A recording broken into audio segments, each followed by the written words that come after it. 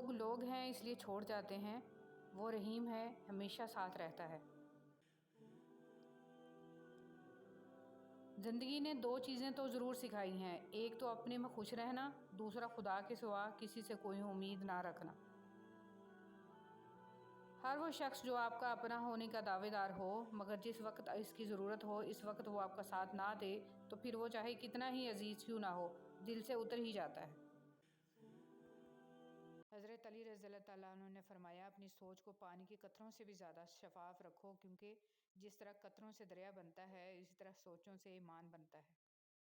حسد ایک ایسا جذبہ ہے جو دوسروں کا تو کچھ نہیں بگاڑتا لیکن آپ کا سکون غارت کر دیتا ہے۔ زندگی ہر جینے والے کے پاس نہیں ہوتی، شکوے بہت عزت دار ہوتے ہیں، سب کے ساتھ نہیں ہوتے اور سب کے سامنے بھی نہیں۔ تمہارا نفس ہے، تم اگر اسے خیر میں مصروف نہیں کر لیتے تو یہ تمہیں شر میں مصروف کر لے گا۔ بات کہہ دینے کی نہیں ہوتی، کچھ باتیں سننے کی بھی ہوتی ہیں، کچھ سمجھنے کی، کچھ جذب کر لینے کے لیے اور کچھ سہ جانے کے لیے بھی ہوتی ہیں۔ پریشان نہ ہوں، ٹھوکریں بھی ان کو لگتی ہیں جن کو اللہ پاک نے تھامنا ہوتا ہے۔ بسم اللہ الرحمن الرحیم۔ اے پروردگار، التجا ہے تیری بارگاہ میں، ہمیں، ہمارے والدین اور ہماری اولاد کو اپنے کامل ایمان بندوں میں شامل فرما، آمین۔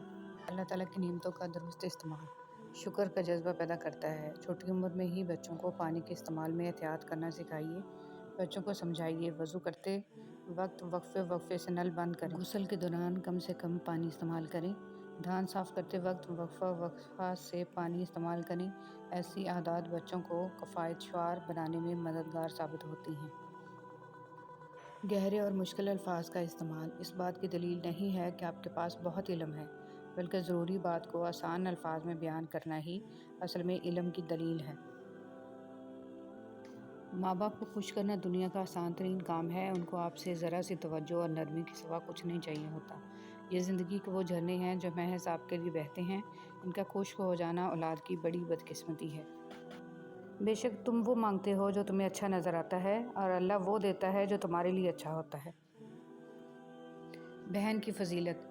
حضرت علی رضی اللہ تعالیٰ عنہ فرماتے ہیں کہ تم جب اپنی بہن کے گھر جاؤ تو اپنے بساط کے مطابق کچھ لے جاؤ، کیونکہ تمہاری بہن کا تم پر حق اسے والدین کی وراثت سے ملا ہے، اور انتہائی بدنصیب ہے وہ شخص جس کی بہن ناراض ہو اور اس کی یا اس کی بہن کی موت واقع ہو جائے۔ اللہ کا شکر ادا کرو کہ اللہ نے تمہیں یہ پاکیزہ رشتہ عطا کیا ہے اور تمہیں تمہارے دکھوں کا سہارا عطا کیا ہے۔ یا اللہ میری بہن کو سدا خوش رکھنا، آمین۔ قرآن حکیم انسان کو وہ عظمت بخشتا ہے کہ پھر ایک عام اور بے قیمت انسان بھی بے حد قیمتی بن جاتا ہے۔ علم کی طلب سے شرم نہ کرو، کیونکہ جہالت زیادہ باعث شرم ہے۔ اللہ کا شکر ہے کہ میرا دین اسلام ہے، وہ دین جو ہر برائی سے روکتا ہے، ہر اچھائی کی دعوت دیتا ہے۔ اصل توکل تو یہی ہے کہ بندہ اللہ کے سوا کسی سے کوئی امید ہی نہ رکھے، بندے کی امیدوں کا واحد مرکز صرف اور صرف اللہ کی ذات پاک ہو۔ ضروری نہیں ہے کہ آپ کے فالوورز آپ کے فین۔ زندگی میں چاہے کتنی بھی خوشیاں ہوں ہمارے پاس، لیکن ہم تب تک خوش نہیں ہو سکتے جب تک ہمارے ساتھ وہ نہیں جس کے ساتھ ہم خوش ہونا چاہتے ہیں۔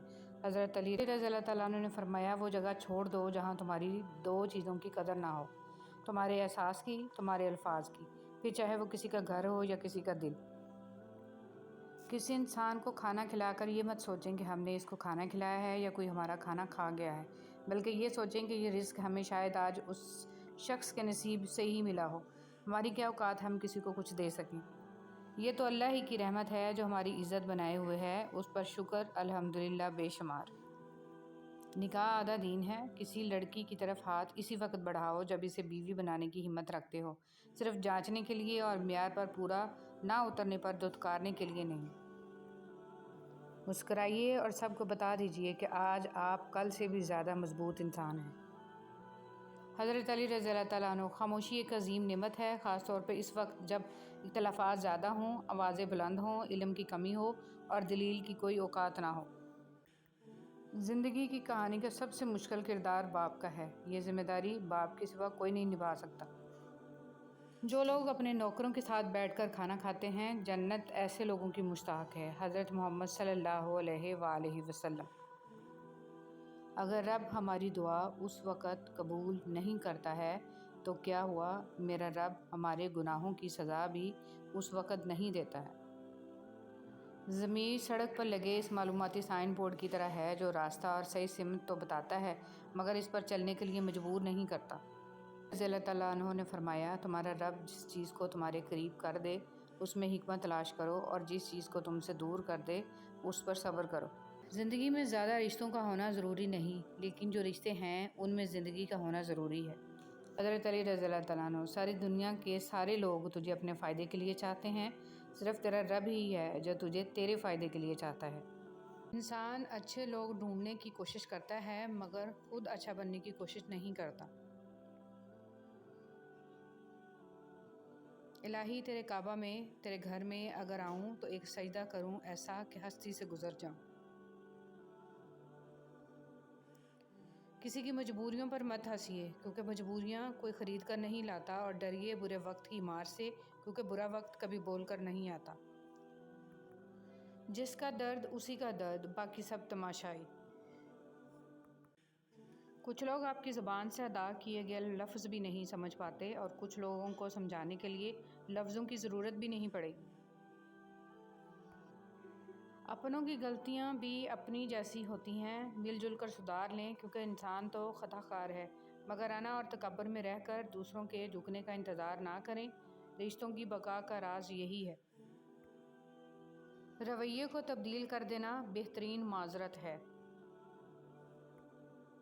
مرد جس عورت کو دل میں رکھتا ہے اس پر دنیا کی نگاہ پڑنا گوارا نہیں کرتا، مگر جس کو دنیا سے نہیں چھپاتا اسے کبھی دل میں نہیں اتارتا، اور یہی ایک کلیہ عورتوں کو سمجھ نہیں آتا۔ غلطی صرف ایک صفحہ ہوتی ہے مگر رشتہ پوری کتاب ہوتی ہے۔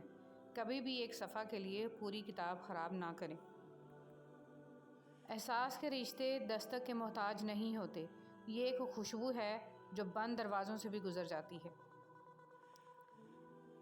ہم ایسے منافق لوگ ہیں کہ کسی کی تکلیف کو اس کے گناہوں کی سزا سمجھتے ہیں اور اپنی تکلیف کو آزمائش۔